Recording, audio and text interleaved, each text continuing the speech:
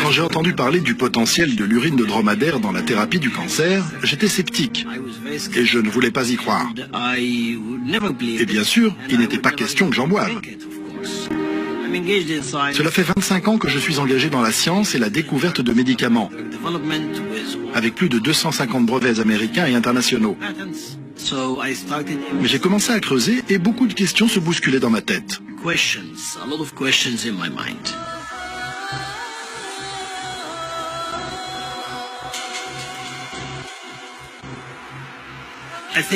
Je pense qu'il y a beaucoup à découvrir en observant la nature.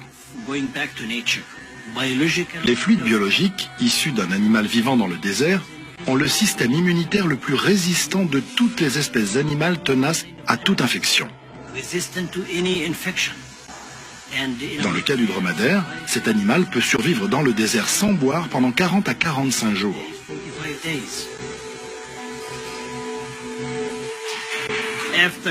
Après 2 années d'investigation, et en examinant les effets sur une variété de types de cancers humains, nous avons trouvé qu'il y avait en effet quelque chose de présent dans l'urine de dromadaire. Ceci, quelle que soit leur alimentation. Mais d'où viennent donc ces molécules? Nous avons découvert que ces molécules sont dérivées d'une molécule plus grande présente dans les parois des vaisseaux sanguins de ces organes. Et le dromadaire les produit de manière régulière. Nous avons trouvé que certains éléments présents dans les anticoagulants du dromadaire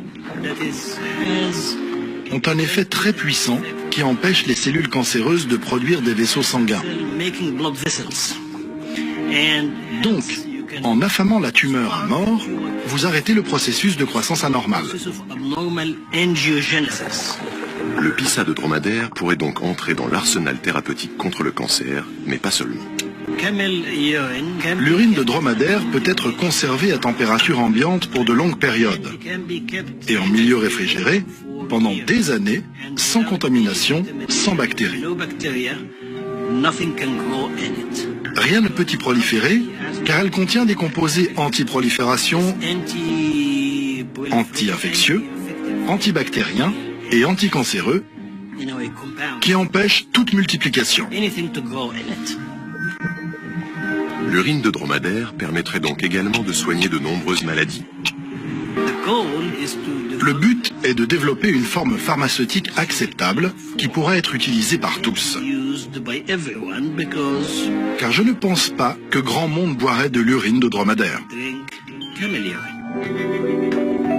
Ce n'est sans doute qu'une question de temps, car des médicaments à base d'urine sont déjà présents dans nos armoires à pharmacie, incognito.